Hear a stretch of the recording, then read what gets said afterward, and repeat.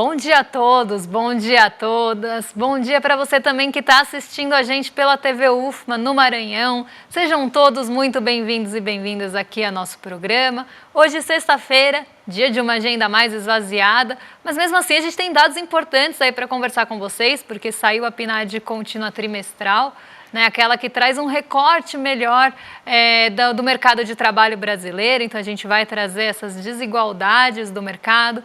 Vamos falar do boletim macrofiscal que saiu ontem à tarde, então a gente vai mostrar aí qual foi a mudança na projeção da inflação e do crescimento aqui no Brasil. E vamos passar pelos principais dados que saíram ontem e na madrugada aí de inflação e dados chineses. Mas antes de tudo isso, André, bom dia, como você está? Bom dia, Débora. Bom dia a todos os nossos telespectadores. Um bom dia especial ao pessoal de São Luís, do Maranhão e região, que está vendo a gente pela TV UFMA. Hoje vamos falar então aí da PNAD trimestral, bastante coisa para a gente ficar atento aí, mostrando que as desigualdades aumentaram, inclusive aí entre pessoas brancas e pretas e pardas, entre homens e mulheres. Vamos falar também do boletim macrofiscal, que reajustou aí as perspectivas do governo federal, do Ministério da Fazenda, na verdade, em relação ao cenário econômico desse ano, mas tem bastante dado internacional também. Então já vamos para a agenda, né, Débora, para não perder tempo. A agenda hoje, como eu falei, ela está um pouco mais enxuta. Tem alguns dados aí importantes que saíram, principalmente durante a madrugada, porque a gente está falando de dados chineses, então eles estavam na agenda de ontem, lá no finzinho do dia, perto das 11 horas da noite. Então a gente hoje tem uma agenda aí mais voltada para dirigentes do Banco Central dos Estados Unidos e seus discursos.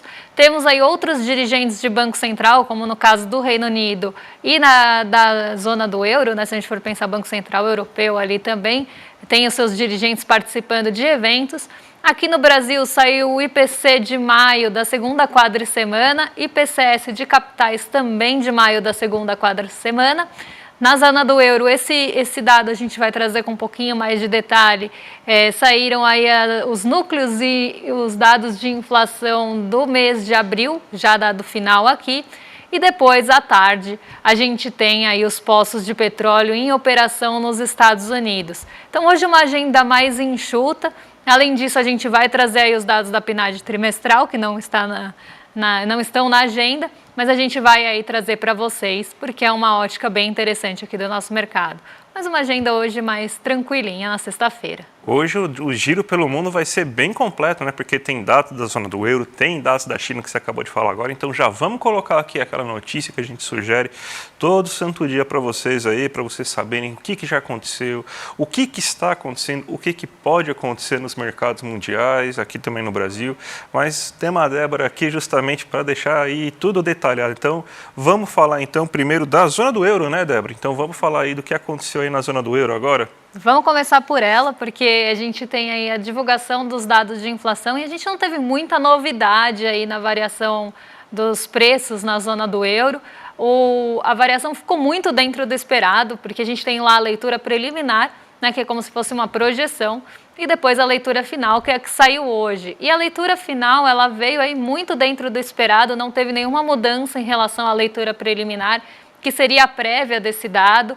E aí a gente tem o que a gente tem de interessante para olhar, né? A gente vê uma decaimento aí, né? Uma redução, uma retração da inflação da zona do euro, uma desaceleração, era essa a palavra que eu estava tentando lembrar, da inflação da zona do euro de uma forma geral, tanto no índice cheio como no núcleo, né? O núcleo é aquela medida de inflação que exclui os preços mais voláteis, então tira ali da medição de inflação a energia e os alimentos, por exemplo, para ver como é que está o comportamento da inflação sem esses itens que acabam sofrendo, inclusive, mais volatilidade e mais influência de cenário externo.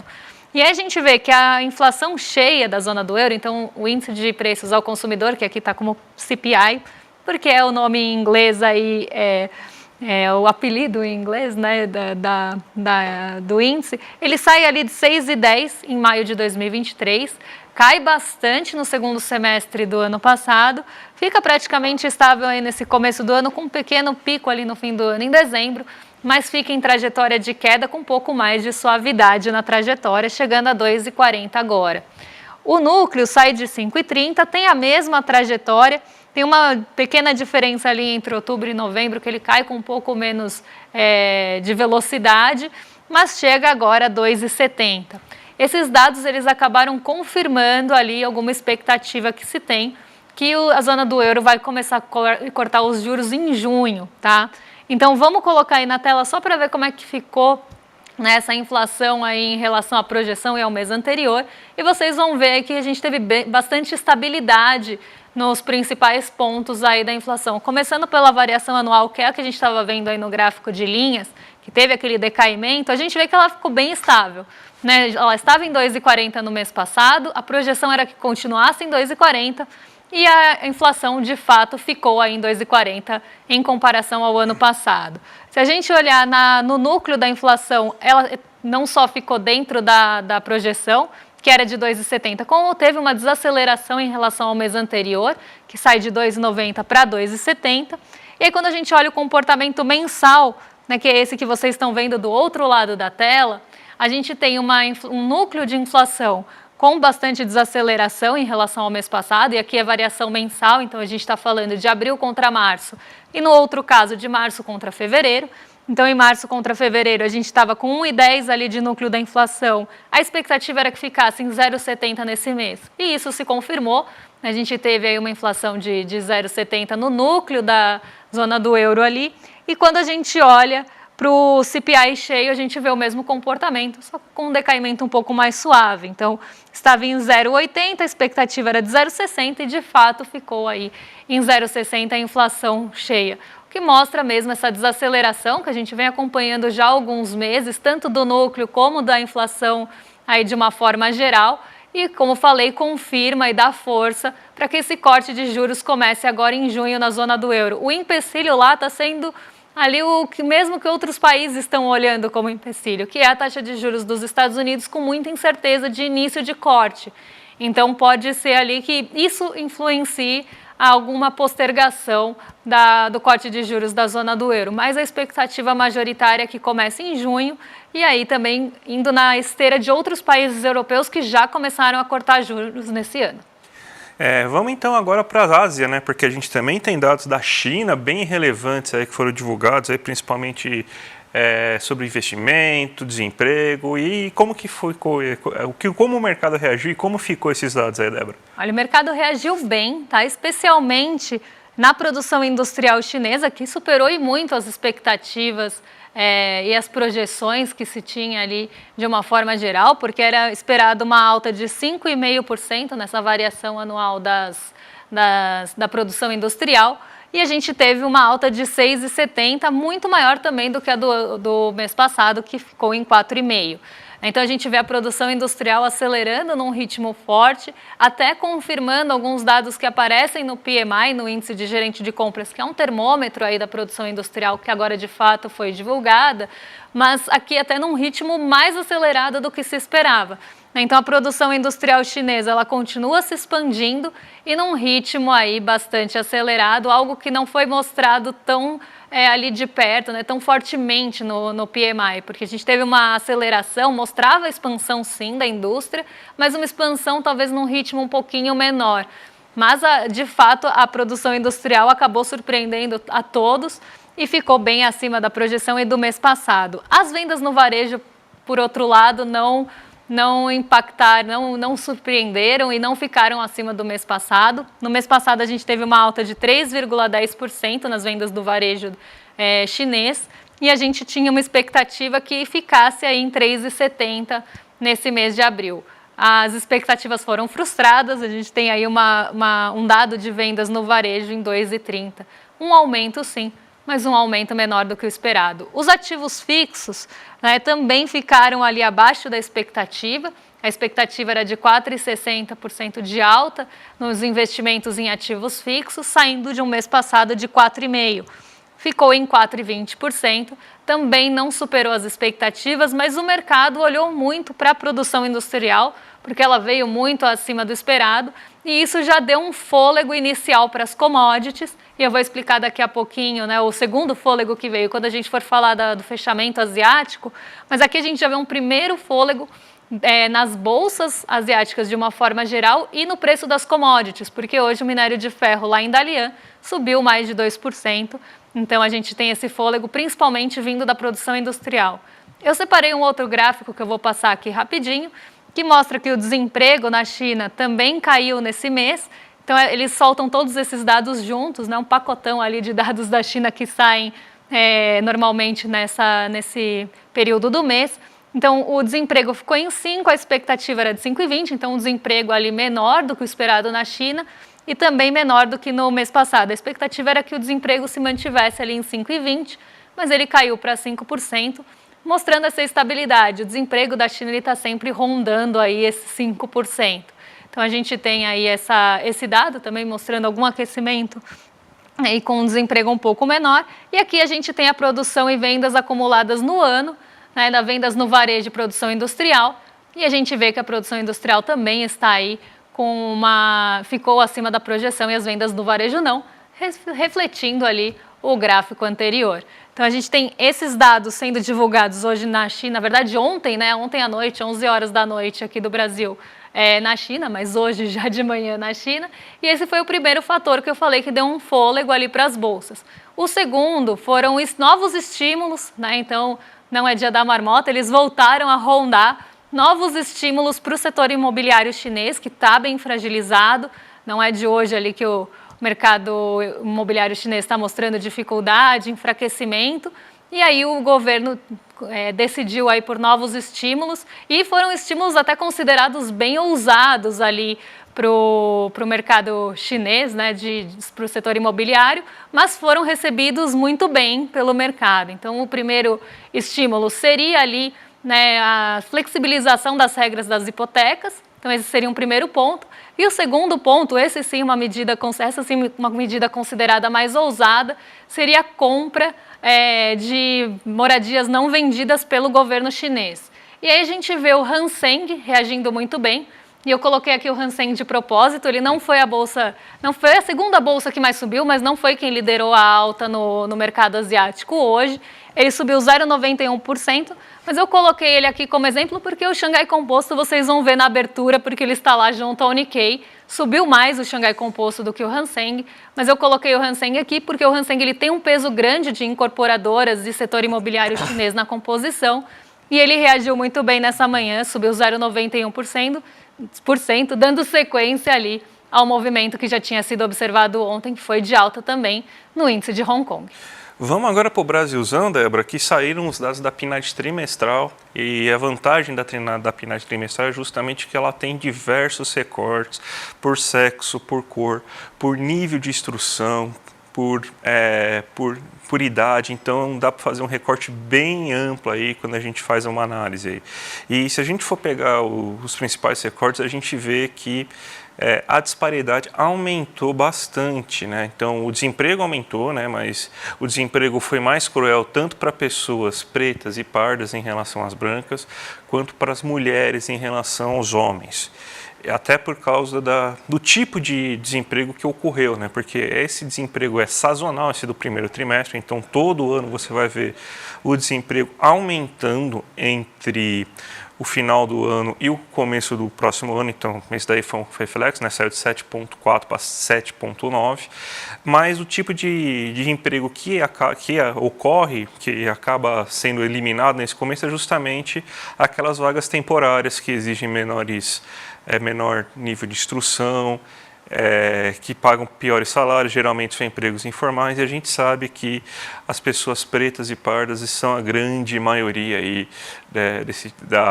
que acaba pegando essas vagas justamente pelos problemas estruturais que a gente tem na economia brasileira. E também tem a questão das mulheres também, que entram também nessa questão estrutural. E você teve um aumento de renda, inclusive, né? Um aumento de renda, mas a renda aumentou bem mais para pessoas brancas em relação a pretas e pardas e também para os homens em relação às mulheres. A Débora montou, inclusive, aqui um infográfico aqui para a gente ver aí, né, de uma forma melhor, inclusive, para todo mundo olhar aqui. E a Débora vai falar agora desse infográfico para a gente, né? A gente teve ali uma redução, né, na verdade, um aumento da desigualdade, mas uma redução quando a gente olha, né? Porque aqui a gente está falando de trimestre. E o primeiro trimestre, como o André muito bem explicou, é marcado por esse desemprego aí que acaba acontecendo com o fim das vagas temporárias de fim de ano, que são aí também, que é um momento também que o emprego aumenta e o desemprego cai.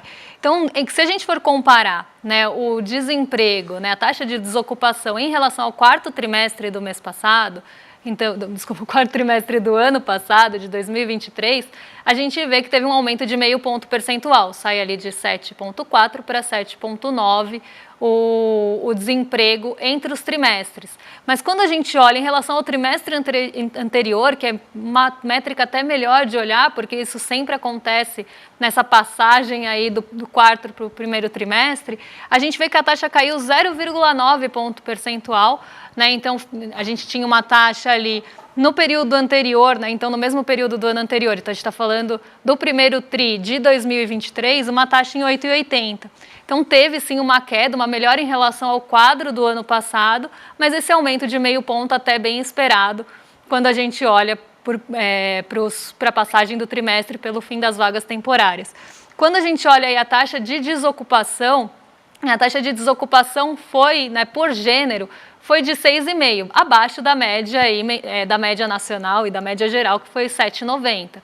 Isso olhando só para os homens. E os homens, eles também ficaram com um rendimento médio real de R$ 3.323. Essa mesma taxa de desocupação entre as mulheres foi de 9,80%, então bem acima da média nacional. E entre as mulheres, esse rendimento também foi bem menor, aí, foi 28,58% menor, uma diferença de R$ 684 em R$ 2.639. Quando a gente olha recorte por cor agora, a gente vê que a taxa entre as pessoas brancas também foi menor do que a média nacional, né, em 6,20%, com um rendimento médio real aí, mensal de R$ 3.898. Quando a gente olha essa mesma desocupação para as pessoas pardas e declaradas como pardas aqui no Brasil, essa taxa de desemprego foi de 9,10, então bem acima da média nacional, com um rendimento aí 40,23% menor, aí algo em torno de R$ 1.568 a menos, aí, R$ 2.330. Para as pessoas pretas, a desigualdade ainda foi maior, segundo a pesquisa aí da PNAD. A gente teve 9,70 de desemprego, então também bem acima da média, e um rendimento de R$ 2.380, R$ 2.310. Aqui uma diferença de R$ 1.588, ganhando quase 41% a menos. Então aqui a gente vê esse retrato, né, até um aumento dessa desigualdade, um retrato que a gente vê toda a PNAD trimestral que a gente traz aqui, né, que acaba refletindo, né, as questões estruturais aqui do Brasil, de um Brasil machista, né, de um Brasil que ainda tem um racismo estrutural muito enraizado, e isso, né, obviamente, acaba refletindo no mercado de trabalho também, como nas outras esferas aqui da nossa sociedade. Então, esse aqui é só um recorte de mercado de trabalho que não é muito diferente do restante do recorte do Brasil, se a gente for pensar em quaisquer outras questões sociais aí do nosso país. E aí a gente vê, né, essa desigualdade explícita no mercado de trabalho, e se a gente for pegar até recortes, né, que a gente fala que seriam interseccionais, então gênero e cor junto, né, a gente vê que a mulher preta no Brasil ainda né, a que tem mais taxa de desemprego e a menor renda. E normalmente também são muito presentes na informalidade. Então a gente vê, né, esse retrato sendo repetido mais um trimestre e até agravando um pouco aí as desigualdades, pensando principalmente nesses recortes de gênero, cor, em relação à média nacional. A gente tem muito trabalho ainda para fazer. Muito trabalho pela frente. Vamos falar aí do Boletim Macrofiscal agora, que é um documento que sai a cada 3 meses pelo Ministério da Fazenda, a Secretaria de Políticas de Política Econômica do Ministério da Fazenda soltou ontem à tarde, né, esse boletim, já li o boletim, ele está falando aí sobre mudanças em relação às expectativas, ao cenário econômico previsto pelo Ministério da Fazenda. E melhorou, a expectativa melhorou aí o cenário para esse ano. A gente tem aqui, inclusive, uma arte para mostrar para vocês aí como ficaram as novas previsões aí do Ministério da Fazenda. Em março, a gente tinha, né, uma previsão, a gente tinha uma previsão aí de 2,2% aí para o crescimento econômico do Brasil. Agora, esse crescimento econômico esperado é de 2,5% e com uma expectativa, um leve aumento também de expectativa aí para o primeiro trimestre aí desse ano. A gente está vendo aí que a economia está bem aquecida, a gente mostrou aí inclusive aí no monitor do PIB que você teve crescimento aí considerável aí de 0,7 nesse primeiro trimestre, que inclusive era a expectativa anterior aí do Ministério da Fazenda. A gente mostrou também no IBCBR que a economia, segundo o IBCBR, que é um termômetro, então o número não vale muita coisa, mas foi um crescimento de 1,08.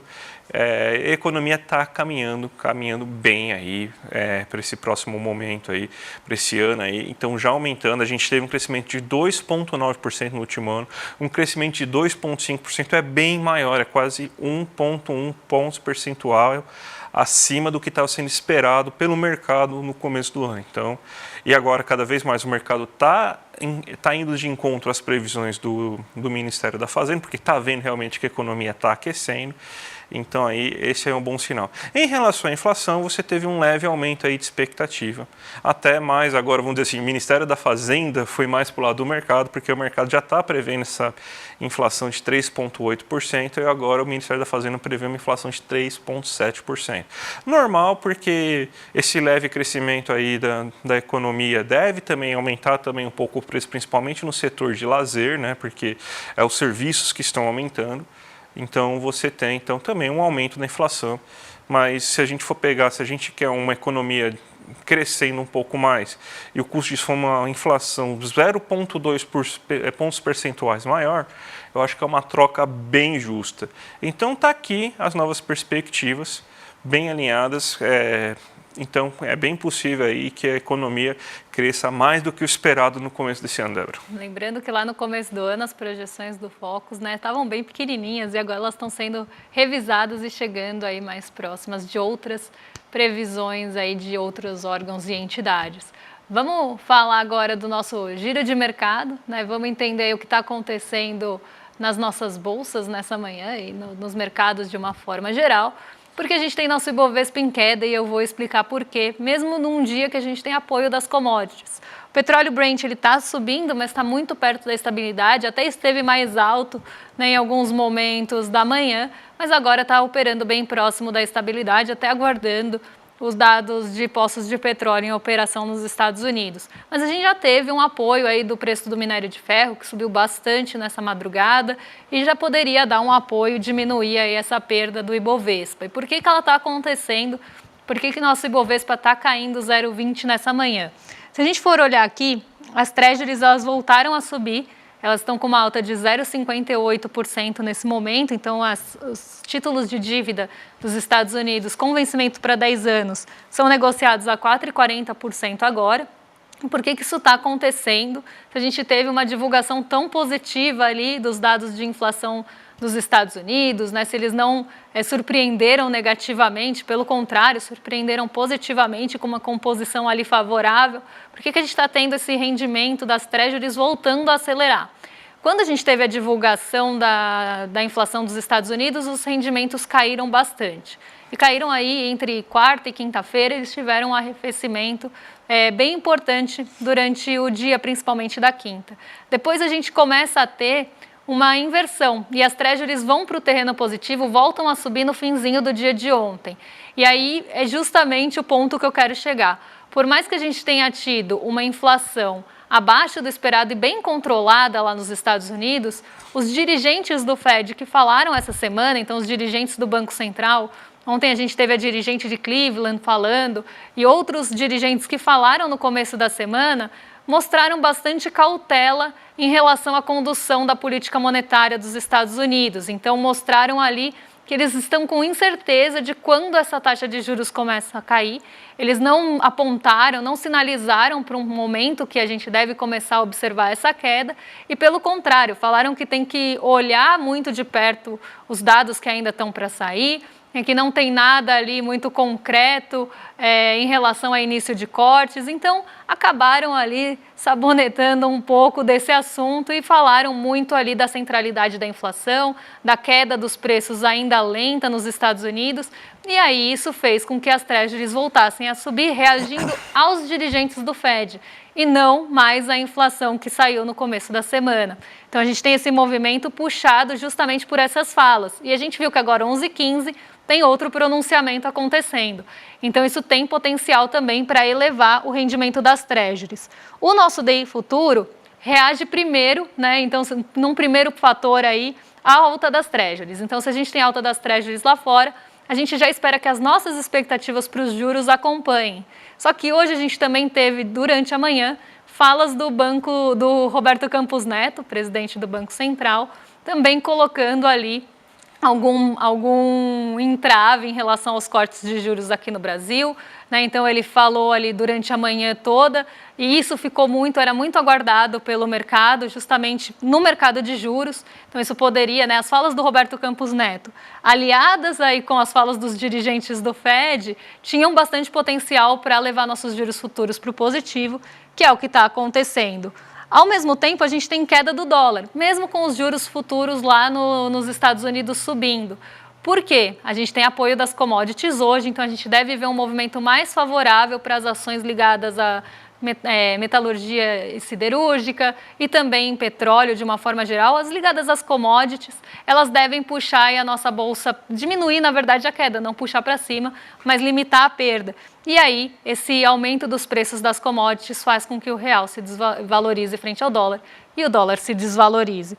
Movimento que a gente não vê frente aos pares, né? Então, a gente vê que justamente isso está vindo das commodities e não ali das treasuries, porque frente aos pares, frente àquela cesta de moedas fortes, o dólar continua se valorizando hoje, apesar de ser uma alta bem contida. Lá em Nova York, a bolsa está bem perto do 0 a 0, até diante de toda essa incerteza em relação a juros, a gente tem um movimento bem contido, algo que a gente já viu acontecer ontem, porque ontem as bolsas estavam no positivo, o Ibovespa conseguiu acompanhar boa parte do dia ali esse movimento positivo, o Ibovespa termina no terreno positivo, mas as bolsas de Nova York caem bem no finzinho do dia por essa inversão que eu contei aí para vocês das treasuries. Hoje, diante desse movimento, as bolsas estão bem perto aí do 0 a 0. E nossa bolsa caindo aí por todos os motivos já explicados. Então, a gente tem aí um dia bem morno e que deve ter muita essa centralidade no mercado de juros mais uma vez. Sextou, Débora, mas antes de sextar, vamos dar um recado aí para nossa audiência aí, porque vai ter aí no dia 26/5, um domingo, às 8 horas da noite, a nossa aula aberta em busca do melhor da vida aí, com o pastor Henrique Vieira e com moderação do nosso querido Eduardo Moreira, né? Então vai ser um encontro transformador com tudo que você precisa saber para enxergar a vida por uma nova perspectiva. Então a gente está convidando aqui no ICL o pastor Henrique Vieira para mostrar inclusive aí que dentro da fé cristã a gente não precisa fazer aqueles discursos que a gente está tão acostumado a ver, os grandes pastores aí que a gente tem aí no Brasil. Então o pastor Henrique Vieira mostra aí uma perspectiva bem mais humanista aí da fé cristã aí, pensando realmente no próximo, né? A gente tem um vídeo para mostrar para vocês aí para chamar essa nossa audiência. E aí, como você está se sentindo com relação à sua vida? Eu só estou aqui hoje porque de muitas formas o amor me salvou, de verdade. Em momentos muito delicados da minha trajetória, foi o amor, como manifestação concreta, que salvou a minha vida. E eu quero contar essa história para você num evento online, gratuito e ao vivo, junto com Eduardo Moreira, meu amigo. O nome do evento é Em Busca do Melhor da Vida. Vai ser domingo, dia 26 de maio, ao vivo, online. Eu vou estar lá no estúdio do ICL, junto com meu amigo Eduardo. E a gente vai poder falar um pouco, trocar uma ideia sobre como o amor pode enxugar lágrimas, renovar esperança, salvar o nosso coração, nos dar sentido e perspectiva de vida. E aí, como você está se sentindo? Vamos falar sobre isso. Pastor Henrique Vieira aí trazendo, né, uma uma visão bem diferente do que a gente está acostumada, né, quando a gente pensa em pastores, né, mas muito alinhada com a fé cristã, que é realmente aí mais humanista e de amor e não de ódio, como a gente está acostumada a ver em discursos, né, de outros pastores. Aí sempre um oásis de lucidez, o pastor Henrique Vieira. E vamos agora entregar para os nossos amigos, nossos vizinhos, o William Deluc e Guga Noblar aí no nosso rolê ICL que vai começar agora. E a gente volta na segunda-feira, porque sextou, né? Então, segunda-feira às 11h30 da manhã, a gente está de volta aí para falar aí o que o mercado fez no fim de semana, se ele se divertiu, se ele passou perrengue. A gente vai descobrir isso na segunda-feira, né, Débora? Exatamente. Então, vocês fiquem aí com o rolê de sexta-feira, Rolê ICL com o William Deluc e Guga Noblar, e a gente volta na segunda. Um beijão para vocês. Um abraço, gente. Tchau, tchau. Não dá para misturar política e religião. Ou política e religião são duas coisas que não se discute. Isso é uma bobagem, né? A gente vive num país que tem maioria católica e evangélica. Se você somar os dois grupos, você tem aí mais de 80% da população. E sempre essa discussão vai existir. A diferença é a maneira como a gente aborda essa discussão. E é possível abordar essa discussão de uma maneira digna e até amorosa. E quem nos ensina isso é o pastor Henrique Vieira, uma das maiores lideranças que esse país já teve e tem nos dias de hoje. Ele vai ter um encontro histórico com a gente aqui no ICL para nos passar um pouco dessas lições de amor revolucionário e contar um pouco dessa história inspiradora que é a sua trajetória de vida. O encontro vai acontecer dia 26 de maio, domingo às 8 horas da noite. Não perde essa chance não. E chame seus amigos e amigas para participar também. Um abraço e até lá.